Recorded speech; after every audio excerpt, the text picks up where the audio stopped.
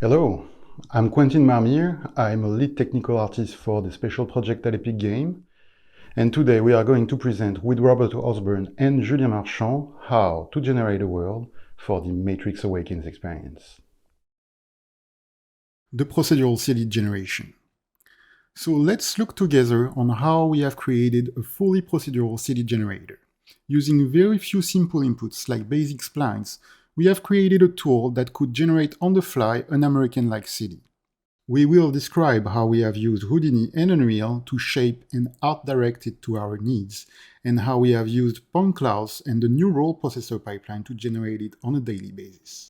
This is a living autonomous city, 4 by 5 kilometers wide, with 260 kilometers of streets and 512 kilometers of furnished sidewalks, more than 7,000 unique buildings, 18,000 traffic vehicles, and 35,000 pedestrians aware of each other and respecting traffic rules. We will go over the step-by-step process that were required to make this work and what were the constraints we have faced. How it generates quickly a virtual world made out of 8 million nanite instances that provides incredible amount of detail from the smallest piece of trash on the ground to the nuts and bolts at the top of a building. And how we ended up regenerating that city 53 times to refine its procedural rules over and over and become what you can explore today in the Matrix Awakens experience. We've tried to use the full potential of Nanite, Lumen, Open World with Unreal Engine 5 to offer the most detailed virtual experience we could. But first, let's introduce one of the main tools we have used in the creation of our city, Houdini from SideFX. Hello, my name is Mai Ao. I'm the lead technical artist on the SideFX Labs team. First off, I would like to thank Epic Games for the pleasure of doing this presentation together. I would also like to thank and acknowledge my former colleague Paul Ambrosiuson and my colleague Damien Panud, who have contributed greatly to this collaboration on the SideFX side. SideFX is the developer of Houdini, a high-end, comprehensive 3D solutions platform with a procedural node-based architecture. With more than 25 years of history, Houdini is widely recognized in the VFX industry with more than one Academy, scientific, and technical awards. You can think of a Houdini pipeline like a factory. Nodes are like machines that perform specific tasks. The machines can be chained together to form sophisticated networks, like industrial assembly lines. The designs of these assembly lines are entirely up to you. Finally, the pipelines can be streamlined and organized into factories, aka HDAs.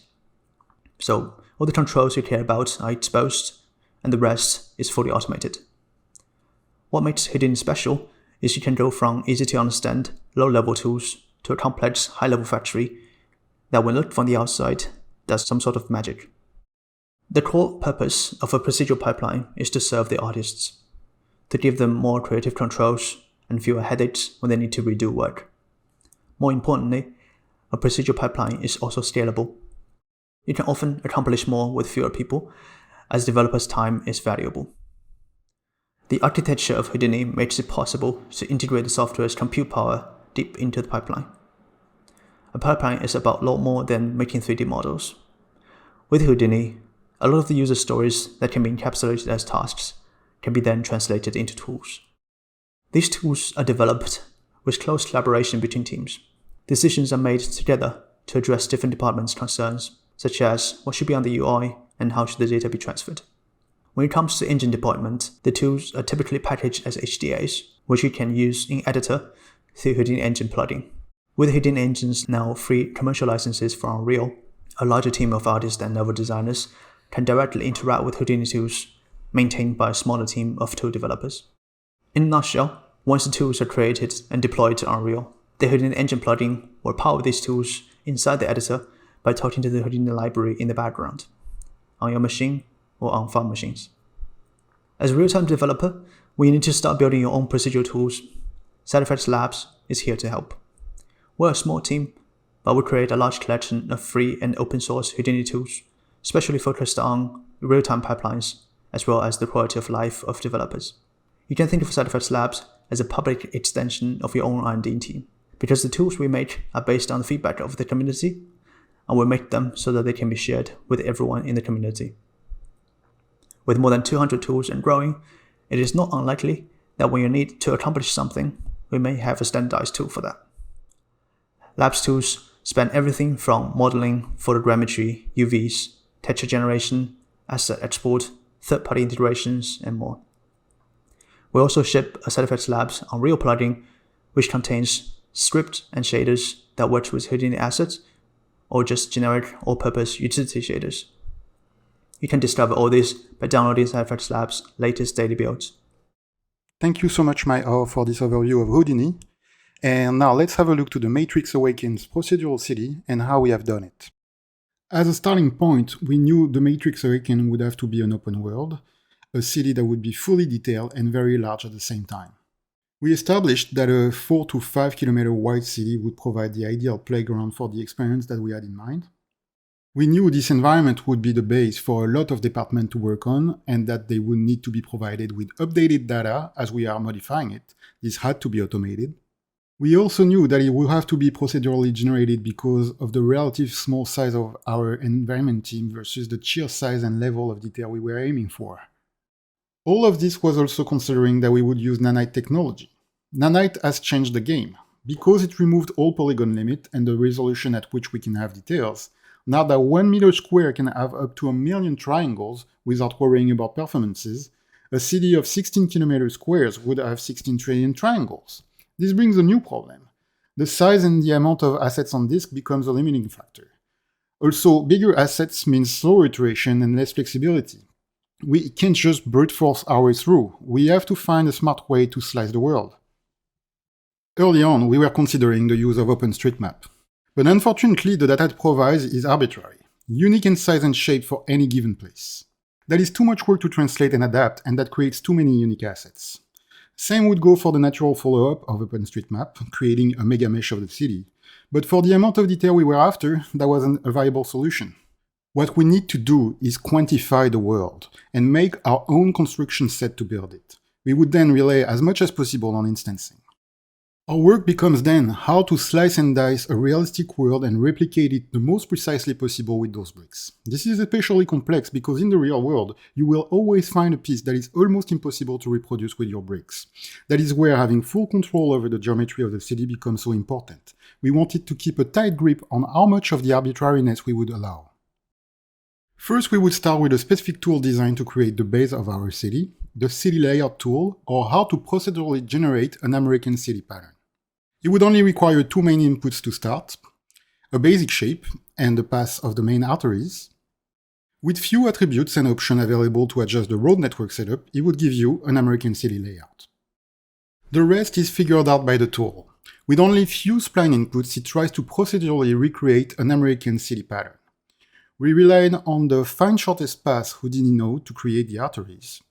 And at last, the tool is calculating the best fitting grid pattern to match to the size defined by the user inputs. The tool can procedurally create an infinite solution of different cities. The next step is the city zoning.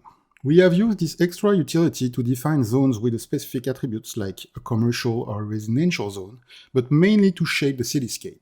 In a way, this becomes the vertical modeling tool of our city. We have used Houdini Engine plugin inside Unreal to be able to design the city directly in Engine, although the tool could also be used directly in Houdini for the rest of the procedural generation. This was a user-friendly way to model the cityscape, and we made a lot of back and forth with the art director and the cinematic department to shape it the way we wanted. Once we are done with the base city layout, the tool is outputting a big soup of metadata that would be used by downstream tools to produce the city. That would include a road network, the lots definition, and the sidewalk network. Among many other attributes we could also find in there, the road connectivity, the traffic density, or the pedestrian density. With this soup of metadata ready, we can now feed the city processor and start the final creation process. This dependency graph shows an overview of the key components of the city tools and their dependencies from top to bottom. This is important because in the procedural flow, it shows where we would need to regenerate the city in the case we were to change a role at a given point. The dependency graph is broken up into three stages: the city base, the city core, and the set dressing. And this is an overview of what the graph would look like inside Houdini, with all the actual visible dependencies. The first step in the creation of the city is to well define the roads and their geometries. In order to do that, we take the road network provided by the city layout tool. It is composed with spline made out of 2 points. It has a 3-layer road hierarchy that carries all the metadata it needs, like the road width, the road IDs, number of branches per intersection, etc. We then trim each road section by a carefully calculated amount based on the angle at which the road connects, and leave enough room for the intersections. Each road section would then be filled with the adequate number of road modules. For each width, we have 3 available modules, 20 meters, 10 meters, and 5 meters subsection. This way, the entire road geometry is mainly made out of 9 basic bricks. Because the sections can technically have any possible length, we keep some room for a little bit of scaling on the smallest 5-meter module. For the intersections, we are filling up the leftover room with road modules scaled to the appropriate lengths. We then set their pivot at the intersection center, while they aim outward toward the road sections. Once properly calculated and assembled, the road modules are replaced by their higher resolution counterpart. This represents the geometry as it would appear in Unreal. And the road processor would then output a point cloud that would be used to instance the module inside Unreal using our road processor pipeline. The road module would have 2 sets of UV, plus a relative vertex position stored as vertex colors for maximum control with the shading. It would feature some tapered skirt on the side to ensure smooth connection between them, and would also have a bit of curvature to add a bit of realism to the world. Once the road network and precise road footprint is established, we can move on to the extraction of the traffic information. Using the metadata of the roads, we would trace splines for each lanes and interconnect them to create the traffic base grid. We can briefly mention here that this network of splines contain all the information about the traffic and would later be imported to Unreal via a point cloud. It would then be interpreted by the traffic tools to be turned to a zone graph. Julien Marchand will cover more in detail this topic later in the presentation in the section Bringing Life to the City. Next in our city generation process would come the freeway generation. For the city's freeway, we knew that the chase sequence would happen at least in part on it. This had an influence on the organic and tentacular look of it. We were after an iconic landmark, easily recognizable in the city, with complexity and pillars for the cool cinematic parallax effects. Around the needs of the cinematic department that were mostly focused around the big exchanger, we have built the rest of the freeway path. It is composed of 2 closed loops, 1 overhang passage, and 55 access ramps over 25 km of usable freeway. To iterate quickly, our designers needed a way to edit the freeway and find what would work best for the chase sequence. An Houdini asset was used in Unreal and would take an input curve to generate a simple freeway deck geometry, allowing designers to create a good path for the chase. There was a lot of back and forth between the designers and the procedural team to make sure the freeway's shape would serve the demo well, both in look and function. Once the shape of the freeway was locked in place, the designer's input curves were brought from Unreal to Houdini and embedded into the city graph, keeping the freeway generation as part of the main city process. Because of its organic nature, the deck had to be procedurally generated as a megamesh. This is one case in the city where we couldn't entirely rely on module instancing, and we had to create custom pieces that would fit a specific area. The megamesh would later be divided in smaller chunks of 100 meter size, so it can fit the open world streaming workflow and help Lumen for performances. All the other set dressing pieces, the barriers, pillars, signs, and debris, are nanite instances scattered along the freeway path. Finally, as for the road processing tool, the freeway tool would output several point clouds to be instanced over inside Unreal and would provide metadata to the rest of the graph. It would output several sets of meshes, including the freeway deck and its collision proxy. With the road and the freeway generated, we can now move on to the lots processing and the building volumes generation. For the lots, we start from the basic lots definition provided by the city layout tool. Remember that it also carried the height information defined by the cityscaping we had done earlier on. We first need to ensure that we won't rise buildings where the freeway is, so we remove it. After several layers of geometry cleaning and filtering, we are subdividing the lots. The subdivision is using an algorithm that ponders building height versus available surface. The more the surface, the larger the final footprint can be, but only if that is to support a tall building. Of course, we introduce a little bit of random in that process to not make it look totally linear. The lowest building heights are automatically divided into New York-style lots with the typical staggered style subdivision. As the subdivision is done, you can notice in red all the lots that have been filtered as non-suitable for building, either by their shapes or their topology. This is where we have introduced a system to ensure we would cut down on producing arbitrary data and try to quantify the world a bit more, introducing the building DNA. Each building of the city would be described by a custom DNA. The DNA starts with the footprint. We have created 17 of those, and any building in the city would have one of this shape as a base, so we would always know what to expect. Once the footprint is established, we added few attributes to complete the DNA. The size in X and Y, its position and orientation in space, a height of extrusion divided into 3 layers, and as an extra bit of variation, mostly for taller structures, we also added the possibility for any building to be either cubified or with staggered floor like the Empire State Building. As the last strand of the DNA, we would assign a specific building style. With this technique, we could create an infinite variation of buildings, ensuring every single one of them would be unique. We can now replace non-suitable parcels with our collection of footprints and ensure they would fit the original space available. For the rest of the subdivision, we simply replace them with our available footprints. It works in 2 stages. First, we adjust how much percentage of a given footprint we would like to see in the city. We then ensure it would be compliant with its given building style. This is important because each building style has a limit on how it can be built.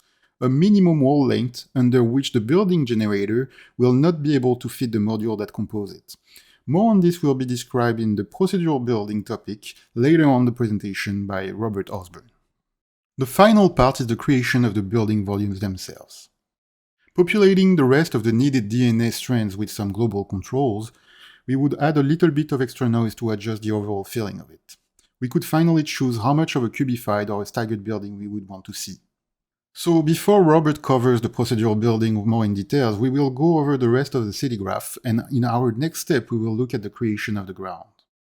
The ground would be under high scrutiny since it's where the player would spend most of its time. We needed here more than ever a very high fidelity in the asset and thus the needs to use instancing elegantly. This represents our collection of sidewalk and floor modules. We didn't have availability for displacement directly in engine, but that wasn't a problem. Since Nanite remove all triangle limit, we end up pre-displacing the floor tiles. Using modified Megascan surfaces with their displacement maps, each tile could count up to 500,000 triangles. This gives you a level of crispiness and fidelity that we could have never achieved otherwise. So now, as the city layout tool has provided us with a network of splines for the sidewalk and the lots definition, we could take those meshes and have the sidewalk processor within the city graph ingested to scatter our module collection adaptively. Dividing each sidewalk section in a similar fashion to the road modules, it would fit the correct number of tiles, solve the corners, and the ground coverage area. And here we can see how the sidewalk processor works at different sidewalk connection angles. It would calculate how many tiles needed to make the sidewalks, randomly assign types, and solve the external and internal corners independently. Notice how for the inside corner, the 2 triangles pieces scale non-uniformly back and forth to adapt. For the ground itself, we would subtract the building coverage to save a bit of surface, and then cover it with a point cloud where the density would be adjusted to its ground tile size. If you recall the 500,000 triangles pre-displaced piece shown before, here you can see how many times we would use it over the city ground. 2.5 million times, that is. Yeah, that is 1.25 trillion triangles for the ground itself. We wanted things to look sharp and good. And that shows the same point of view inside the engine, with on the right the different instances that compose the ground. A little close-up shows you the final result more in details. This is a good representation of what the procedural teamwork was on the Matrix Awakening experience, a giant puzzle solving with instances. Now that we have our ground covered, we can move on to the set dressing of it. First, we would harvest and filter all the areas that are left untouched, basically where there are no sidewalks or no buildings. We have defined 3 main leftover zone types to describe the city: the plaza type, the freeway type, and the parking type. To populate those areas, we would use our instance-packed blueprints workflow, also shortened biomes, Those are pre-assembled packages of assets, and this workflow is described more in depth in the presentation from Vogt-Levi, Creating a World, that I invite you to watch. To distribute those biomes among the leftover areas, we have used the scattered technique using the UV space of the zone. With the UV layout node of Houdini, this is a very convenient way to let it scatter objects while ensuring that they would not overlap with each other. For the use of the city graph, we had developed our own version of this tool and called it the packing scatterer.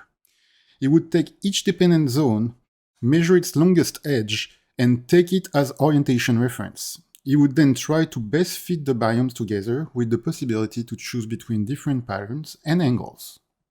We have used this tool literally all over the graph to procedurally populate areas in an organized fashion. That also includes some of the rooftop for the buildings. This shows you a fun example of what the packing scatterer can do to cover any type of area with organized pattern without any fear of overlapping instances. The last images are showing the result of playing with different options and inputs on the tool. And now we come to the road decals in the ground covering process. We are taking the traffic and parking lanes calculated after the roads and parse them with points for the different types of decals. Over each calculated points, we would spawn a simple plane that would feature a decal material. Each marking that you see here is an instance plane that is carefully placed at the exact ground level. It has a decal material with opacity for finer details. The wireframe view gives a better idea of what's behind the scene. If you remember, during my description of the road processor, I mentioned that the road isn't flat. That actually proved itself to be a bit of a challenge. For bigger chunks like the crosswalks or the tire marks, the plane would need more subdivision to adapt to the road topology. This is why we have used here a different approach. The curvature of the road makes it a totally arbitrary object, and this was one of the cases where we had to use a megamesh. So here, the bigger planes were projected on the road geometry to match its topology, and then assembled to a bigger mesh. Another interesting challenge with the decals were the solving of complex intersections. A procedural graph would analyze and interpret the lane system to create believable markings, draw rows, and basically add life to it. So now that we have produced a full procedural city, we have control over every single bit of information. So we can easily extract it and provide it to the audio department so they can work their magic. To provide this data, we would cover the final city result surface with a 3 meters density point cloud on which we will store the metadata. And by using a proxy geometry of the city, we would use its own ambient occlusion and indicates to the audio team at any given point the amount of reverb it can expect. Or tell them what type of sound it should produce. So that now we had a good overview of the city generation process, let's have a glimpse of what the Houdini graph is actually like. This isn't all of it, but it gives you an idea. This graph would take about 25 minutes to produce a totally new 4x5 km city with its 8 million instances, meaning that in 25 minutes, you could have a new city solution entirely different from the previous one. As a final look at the city generator tool, this is an accelerated demonstration of all what we have covered in this presentation. This is a 1-minute speedrun for a small city example that demonstrates how you can generate a world all the way to have it as a playable experience in Unreal. It shows how the generator enables you to produce a new city from the very first curve input to the road network tweaking, the vertical shaping, fine-tuning of its building, to its final generation with the road processor. In this last part, you can actually see the road processor in action for the generation in Unreal, although this topic is covered more in detail in the presentation by Vogt-Levi, Creating a World. You can actually try it now by yourself, as we are providing you with Houdini files and basic Unreal templates to play with. So, some fun statistics to look at, and among those one that is very interesting to mention and that represents well how the city processor would work. Over the course of the project, we have regenerated the city 53 times. For every generation, we would scout the city and look for what we can improve in the procedural rules, fix bugs, add details to it, and finally regenerate the city, at least in parts or sometimes globally. That process, including the import in Unreal with the road processor workflow, was possible in a couple of hours for the final version. Meaning that technically we could have had an entirely new city to discover several times a day if we were to change it. Let me now introduce Robert Osborne that will present more in detail the process behind the building generation. I'm Robert Osborne, a senior technical artist at Epic Games. I'm going to talk about the building generation in the Matrix Awakens demo. Let's talk about the procedural building generation in the Matrix Awakens demo. In the prototyping phase, we wanted to keep workflows as simple as possible, one DCC straight into the Unreal Engine. Houdini and Houdini Engine are obvious choices for prototyping procedural ideas and workflows. Iteration speed is king when you want to evaluate concepts. We did a lot of prototyping and iterating. A great example of this ethos is the building module template generator, quickly allowing building module proxies to be created on demand to specific sizes. A building shape grammar system was needed to make the building generation as agnostic as possible, avoiding hard-coded behaviors that would constantly need to be reworked and debugged. This is what I started with. Wow. Looking back, I'm having a hard time understanding it myself. Luckily, we were still prototyping and iterated on the shape grammar look and feel. Here, the building generator is being used in Unreal to add an extra building to the small city level. Let's reposition the building to fit on the pier properly and change its dimensions.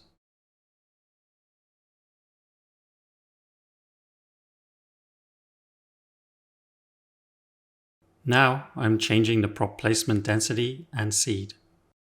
Let's lower the height of the building. Finally, I'm changing the style of the building and making it wider. There, done. Building added. As we entered production, we had a good idea of how the CityGraph data would drive the building generation.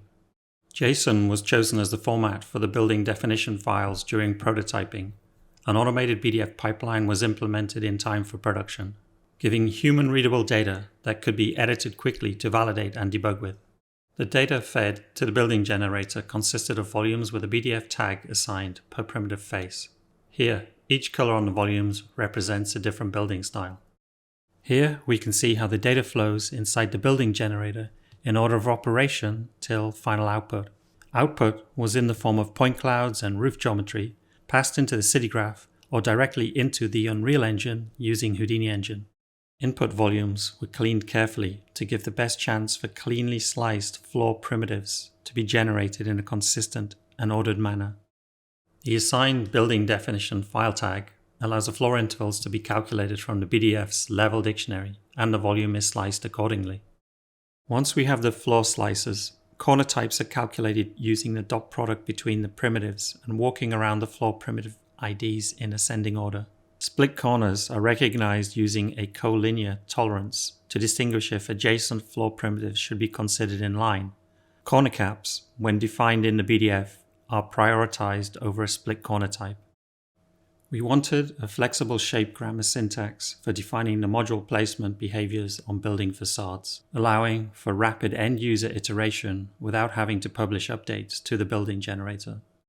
This is a typical shape grammar. The vertical bars represent a module bucket used to define module placement behaviors. The alphabet characters represent a dictionary key to look up the module metadata like width and height. Circular brackets are used to define an infinitely repeatable macro pattern of modules. Square brackets are used to define a fixed repeat of macro pattern modules. The asterisk character specifies that all modules in a bucket can be scaled to fit the shape grammar to the length of the facade. Selecting the most appropriate grammar for a facade is driven by the total length of one full iteration of the shape grammar. The shape grammar with the smallest fit gap, not greater or equal to the facade length, is selected. Here we can see how different grammars are used as the length of the facade increases. With the most suitable shape grammar selected, the modules are placed on the facade. Here we see the module placement and scaling according to the grammar being used as the facade length increases.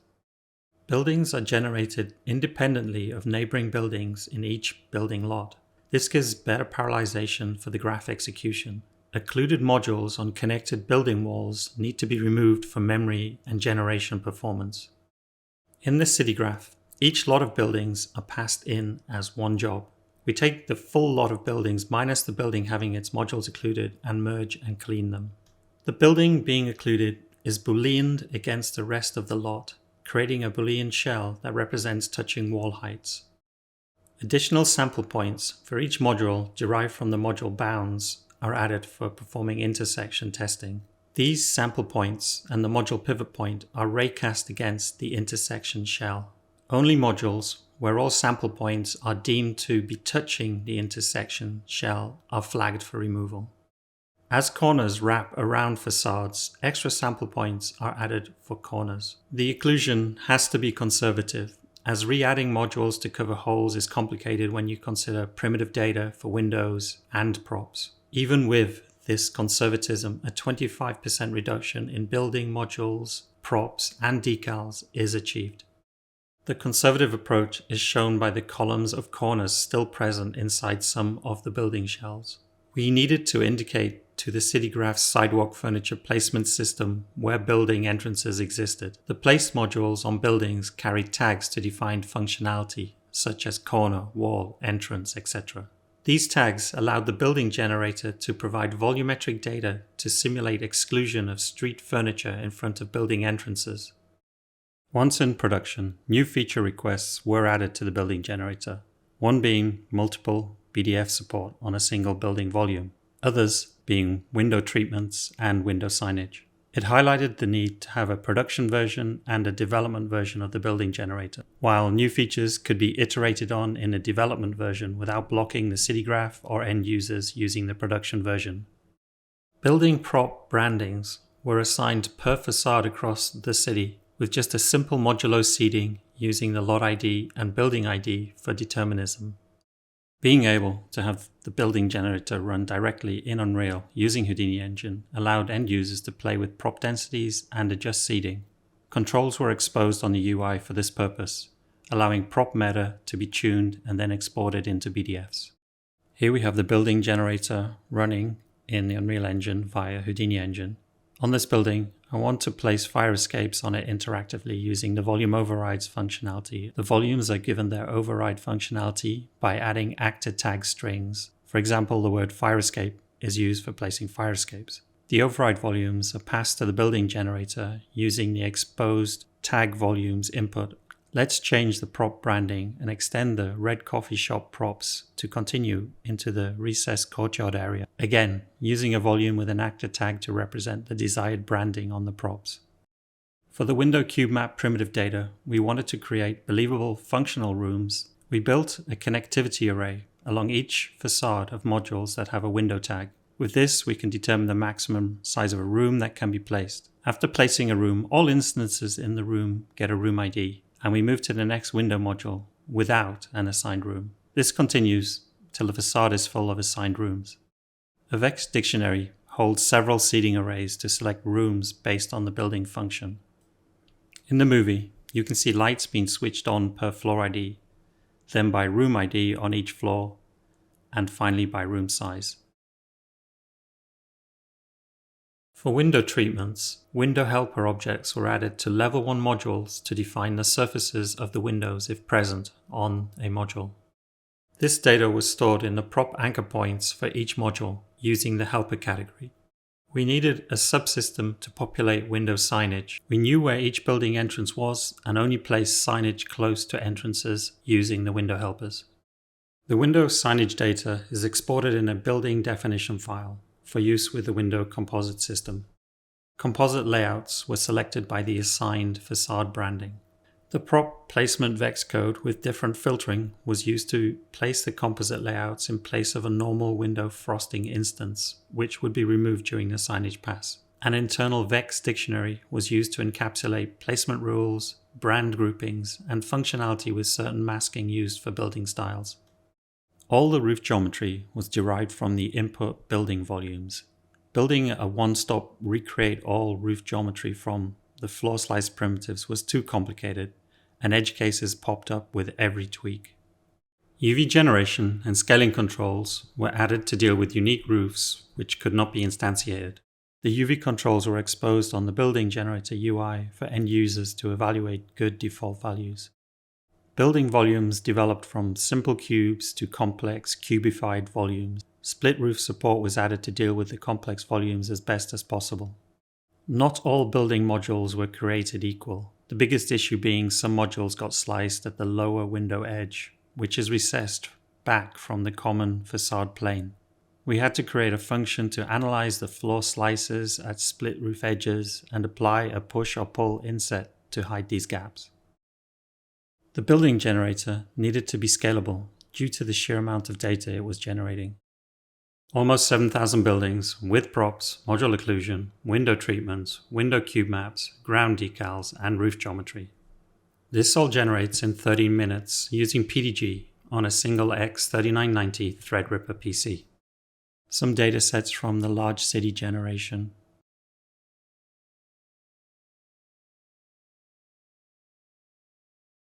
As we entered the end phase of the project, the building generator graph looked like this.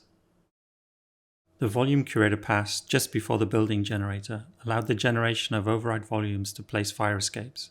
A masking scheme was used to populate fire escapes only on certain building groups and styles. It also allowed directed prop placement via primitive groups. Example, no props were placed in the Brooklyn style courtyards. Multi-BDF volumes were given steps to hide transitions of the building styles. Multi-BDF style combinations were also tweaked following art direction concerns.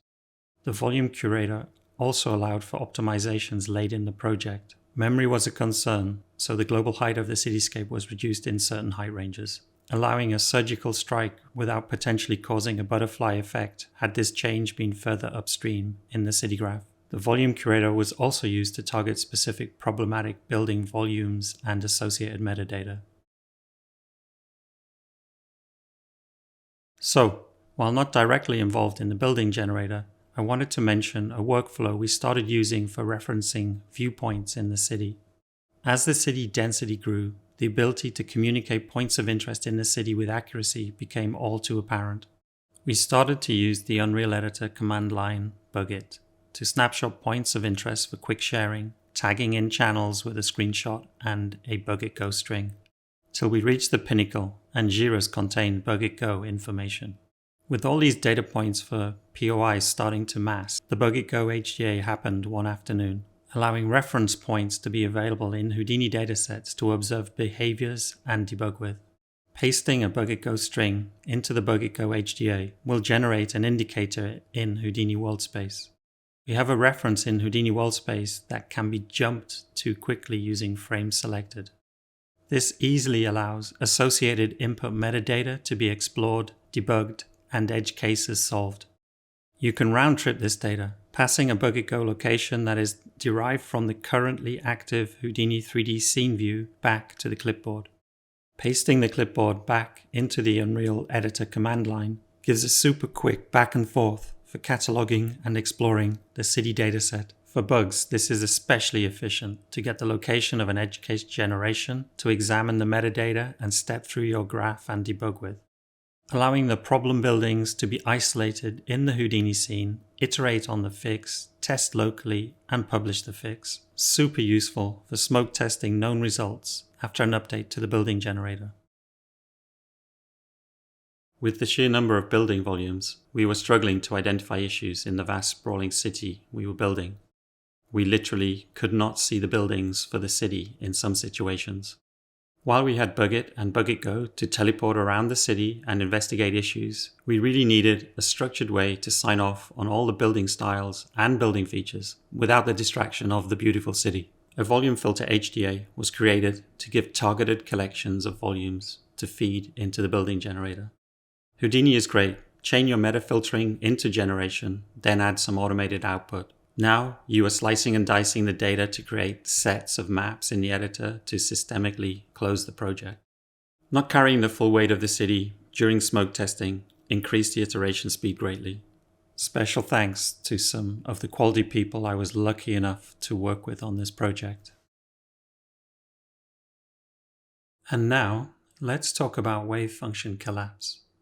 Wave function collapse is a term from quantum mechanics in which a wave function in superposition collapses to a single eigenstate. This concept has been applied to game development in the form of a constraint satisfaction algorithm. It can have many applications including texture and model synthesis, map generation, and gameplay.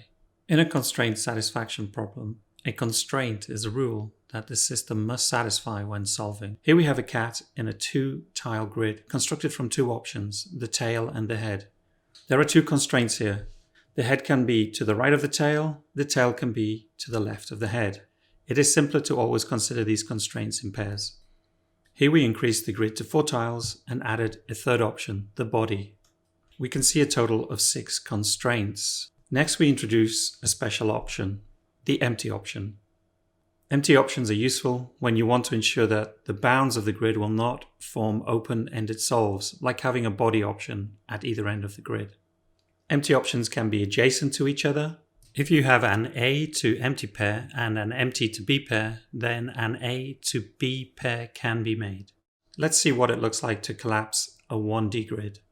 We initialize a 6-tile grid where each tile represents all of the options allowed. The number above represents the remaining number of options for a given tile.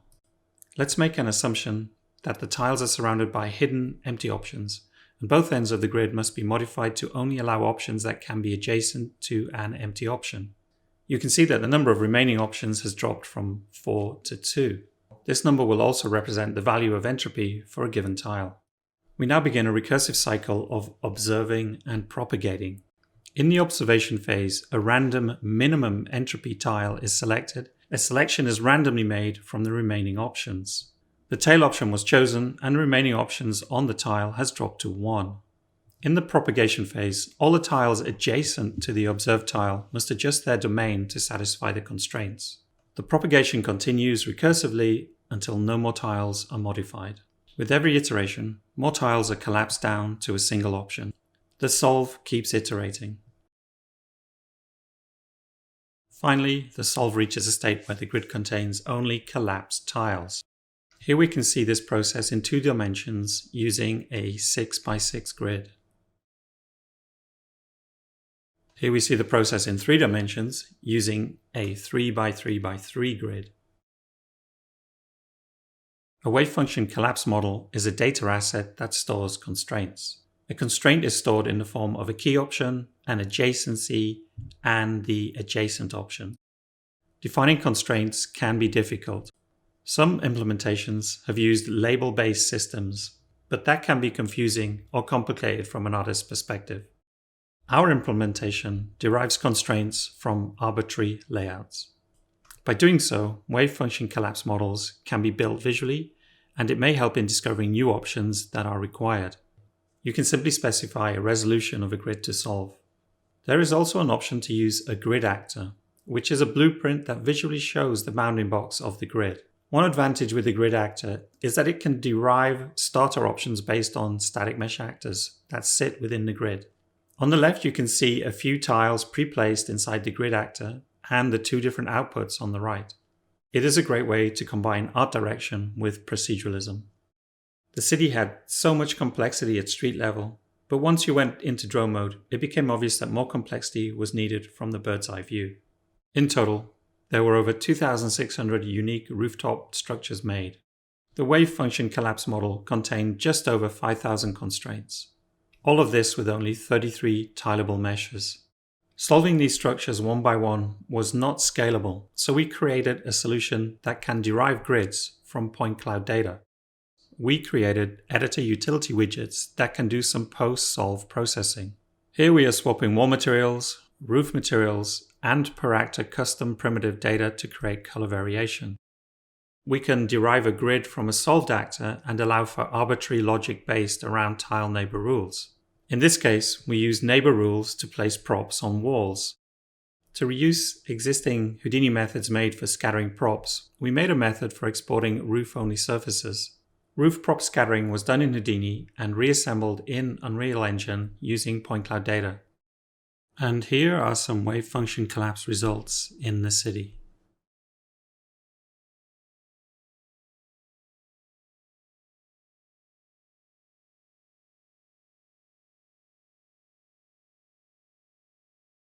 The wave function collapse plugin was created by Joji Tsuruga, a senior technical artist on the special project team.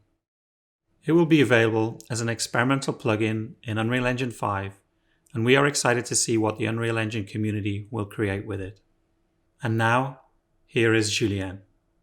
Hi, my name is Julien Marchand, and I am an engineering director at Epic Games. Thanks for joining me today and see how the crowd and traffic teams, empowered by the Unreal Engine new AI technologies, brought life to the city for the Matrix Awakens demo. Having procedurally generated the static content of the city, the remaining challenge was to immerse the player by making the city truly feel alive. To us, it meant two things. We could not compromise on the density, and we had to ground the persistencies of these elements inside the world. Filling the world with a vast amount of interactable, autonomous agents became obvious, and in this case, the crowd and the traffic system became the natural choice for a city. To meet those requirements, we had to leverage a new technology called Mass AI. Before moving on, let's take a step back and have an overview of the Mass framework, a data-oriented design for Unreal Engine, of which Mass AI is a specific use case. The Mass framework comes in three separated plugins: Mass Entity, Mass Gameplay, and Mass AI, which have a feature set built on top of the previous one. These are all coming experimental for the Unreal Engine 5.0 release. Let's start with Mass Entity, which holds the data-oriented framework fundamentals. To better understand it, let's compare it with a classic object-oriented model, in this case, the actor component model for Unreal Engine. This model allows for a very flexible way of composing the logic of the entities, in this case, actors that we want to bring into the world. This model has been a staple for video games development for many years. However, the flexibility of this model leads to code and data incoherency due to them being updated sequentially. Also, the way the actors are composed does not guarantee that their components are aligned in memory. Their access is almost guaranteed to lead to cache misses, which are expensive for the CPU. Moreover, components can sometimes become bloated and part of them may not be required for a particular actor. On the other hand, the Mass framework for Unreal Engine proposes an alternative way of storing our data and decouples it from the processing logic. We have fragments that are very small data structures and entities which simply hold pointers to the fragments that represent them in memory.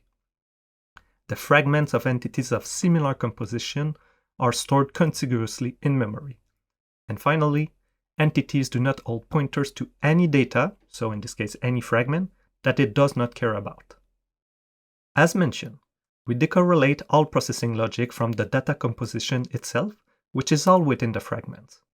To understand on which entities we want to execute some logic, we make use of an entity query. The entity queries filters the entities, which holds pointers to the fragment required for a particular logic. Processors are where the batch update will occur and where the logic will run. For example, we could be updating the position fragment of all entities at once by reading from their velocity fragments, but that can only occur if an entity has both of these fragments. This segregation is what enforces data encode coherency, minimize cache misses, and will trivialize concurrent execution in the future. These are the fundamentals that are pushing the limits on the numbers of entities we can simulate at once. The mass gameplay part of the framework is what allows us to tangibly bring mass entities inside the game world. This is where we'll find our mechanisms for spawning, visualizing, LODing, etc. Namely, the entry point to bring mass entities inside the world is the mass spawner, which is a regular actor that you can place in your level. Looking at the properties for the mass spawners, the only two things you should really care about are what to spawn and where to spawn these entities. We will be answering these questions in a moment. Our purpose was to bring autonomous agent inside the world, and this is where the Mass AI plugin comes into play, which encapsulates features for navigating the world, animation, behavior, etc. But more importantly, let's remember that what we wanted was to bring life to a city, so we were not shooting for just any AI. What we ultimately wanted was a crowd and a traffic system. And the way we built these plugins is exactly how we envision developers to leverage and extend on the Mass framework in the future. These plugins hold all behaviors that are specific to these use cases. Before getting into the specific of the crowd and the traffic behaviors, let's link back to the procedural data that we leveraged to answer one of the two aforementioned mass spawner questions: where to spawn the entities. The answer to this question was the zone graph, which is another experimental feature coming with the Unreal Engine 5.0 release. The zone graph is a lightweight design-driven flow for AI, which for the context of the Matrix Awakens demo, replace our need for an AI nav mesh. It is an ecosystem of point-by-point corridor structure connected by intersections. It also stored actionable tags that can be either static, such as identifying a pedestrian from a traffic lane, or dynamic, such as an open or a closed lane, that will later be useful to dictate our AI behaviors. In fact, we leveraged the zone graph to have a density-based distribution of entities for both crowd and the traffic, whereas for the parked vehicles, we were more interested in a static point cloud distribution. The mass spawners support both of these options, along with many others when it comes to deciding how to distribute mass entities inside the world. For the crowd, we merged the procedural data representing the pedestrian density, along with the pedestrian lane network, to create a network of interconnected and properly annotated zone graph for the crowd. Although hard to see, the annotations denote what they are for, whether they are crosswalk, sidewalk, or intersection lane.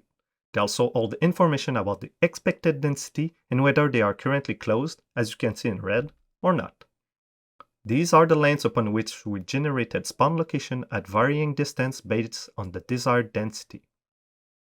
For the traffic, we did the same thing. We merged the procedural data representing the traffic density, along with the traffic lane network, to create our traffic zone graph network, and then generated the spawning location for the various vehicles. Note that for the traffic, we had to do that operation for both the city lanes and the freeway lanes, and then interconnect both networks. Finally, for the parked cars, we simply directly spawn one at every location fed by the point cloud. And voila! Having distributed our entities across the map, we now need to answer the other mass spawner question, which is what to spawn. We are talking more than just visuals here. We need to be able to define how these entities will behave across the city. A mass entity definition is a new asset type that we use to easily dress the list of fragments that our different entity use. Amongst the important aspects of the definition are of course the visual, what we want to show at which LOD, for example. The LOD parameters themselves are defined there. What are the cutoff distances? What are the visibility angles we care about? And what is the maximum budget per LOD? These two mechanisms work out of the box with the mass framework and are paramount to supporting an extra large number of entities. This is also where we added all necessary fragments required by the relevant processors to simulate the mass entity's behavior. And for that, we took slightly different approaches for the crowd and for the traffic. For the crowd, we made use of a state tree, which is another new technology coming experimental with the Unreal Engine 5.0 release. It serves as a scalable and general-purpose state machine with an intuitive and compact UI presented by a decision tree structure. The entire crowd behavior can be seen on screen, and it describes all the states that a crowd member could be in, whether it be wandering, idling, fleeing, etc. The state is selected by running a top-down evaluation of the entry conditions and run its associated parameterized task. Once completed, the tree will route to its default transition state unless a different transition condition is met before. Another benefit of the state tree is that it is tightly packed in memory, which blends well with the mass framework. In this capture, we see the various crowd behaviors at play, such as walking around, waiting at intersection, but we also made the characters believable. The animation coverage proposed various walk style and speed, smooth start and stop animation, and also manages a head look at along with the upper body orientation independent from the character current velocity. We also note that it reacts to its surrounding, be it the player or the other crowd members. Specifically, we develop a new force-based avoidance that handles both dynamic and static obstacles at high performance. The crowd members can also respond to physical collision, such as playing a one-off animation before resuming their behaviors. We use the animation state machine to run on the closest crowd members in sight, but all the data it used came from the mass animation processors that was feeding the relevant data from the entities fragment. As mentioned previously, the mass LOD system is key to handling a vast amount of entities, in this case, our 35,000 crowd members. By default, the framework handles 4 different LODs, along with a significant float point value between those levels. On the screen, we can see in red 10i LOD which are full-fledged meta-human actors with facial animation. In yellow, 20 Media Melody, also full-fledged meta-human actors with lesser facial animation. In green, up to 500 low LOD, which are lightweight vertex animated meshes. The rest are not visualized. If you're interested in knowing more about how the crowd meta-human were made and how we animated the instant static meshes, I encourage you to listen to the Character Tech Talk. Because of the mass framework, we also attained a great level of persistency. No matter the LOD we were switching at or from, it allowed us to always retain the current behavior evaluation, persist the visual, so that if you go far and back, you can find that cool looking character again. And finally, allowed for smooth animation transition, even from switching from a vertex animated mesh to a full-fledged actor, since the runtime animation data was persisted in the animation fragments. For the traffic, rather than using a state tree, the behavior were all programmatically made in mass processor, which is to say that the framework does not constrain you to an approach over the other. The most typical behaviors were the follow on lane and wait at the intersection. To prevent vehicles bumping in each other, we relied on a queuing of vehicles along a lane. A vehicle would know the distance to the next vehicles to manage the speed at which it goes. When a vehicle intersection lane closes, upstream vehicles will speed down and stop at the end of the lane. Not unlike the avoidance for the crowd, the traffic vehicles also had to manage obstacles, such as the player standing in the way or when creating car crashes. These obstacles could supersede the next vehicle for determining the speed to go at if the obstacle distance was shorter. In the absence of the player, we assumed the simulation to run orderly. To switch it up and to allow the traffic to circulate everlastingly, we had to support lane changes and lane merges. This occurred when an empty spot was detected on a neighbor lane. We would create a ghost entity to simulate the future presence of the vehicle on that lane. Once the transition was complete, we would then remove the vehicle reference from the previous lane. This was particularly useful for getting in and off the freeway. Similarly to the crowd, the vehicle had their own LOD parameters. There are a total of 17,000 traffic vehicles and 38,000 parked but drivable vehicles. On the screen we can see in red 10 ILOD, fully simulated physics vehicle actor that can be deformed, destroyed, and interacted with. In yellow, up to 150 medium LOD that are still running physics but with simpler suspension and all simulated within the mass framework. In green, up to 5,000 low LOD, which are instant static meshes following simple curves and following position updates. The rest are not visualized. For the traffic actor spawning, since it could happen at a moment's notice, we made use of actor pooling to alleviate the cost. Also, note that the parked vehicles are not just there to be pretty. The player can hop in any one of them, drive around, abandon them, and get back to them later on. Finally, the last step was to make the crowd and traffic system work together, and that's where the intersection coordinators came into play. This processor was in charge of managing the phase for which lanes to open at which time, when was it okay for the pedestrian to cross, when could we allow vehicle turning and when we couldn't. We had a high number of intersection configuration which added to the complexity. Lastly, to manage the flow density for both the crowd and the traffic, this is where decisions about where to go next were made, as to prevent the downtown populace to invade the lowtown, for example. In the end, it was not always perfect. We were not city engineered by any means, and that is why we had to iterate on the city and density a lot. Wu thought that combining a super high density with a persisted simulation and adding a stoplight at the end of a freeway was a good idea, but it did create some nice anecdotes. To conclude, to bring life to any world, it is true that having a high density is a great foundation, and the mass framework helped achieve that easily. Even if there exist tricks to fake it, who is to say? Perhaps nothing exists outside of the current view you are seeing. However, if density is great, persistency is king. It really helps immerse the player inside the world, and we hope that this cut will speak for itself. You can note the green moving square to be the traffic vehicles, the blue one to be the parked vehicles, and the little white ones are the crowd members on the sidewalk. This is the result we ended up with, starting small, leveraging the generated procedural data, all the way to simulating upwards of 100,000 mass entities at once through the crowd and the traffic system. This is how we brought life to the city, and it is a result we are very proud of. Thank you for listening.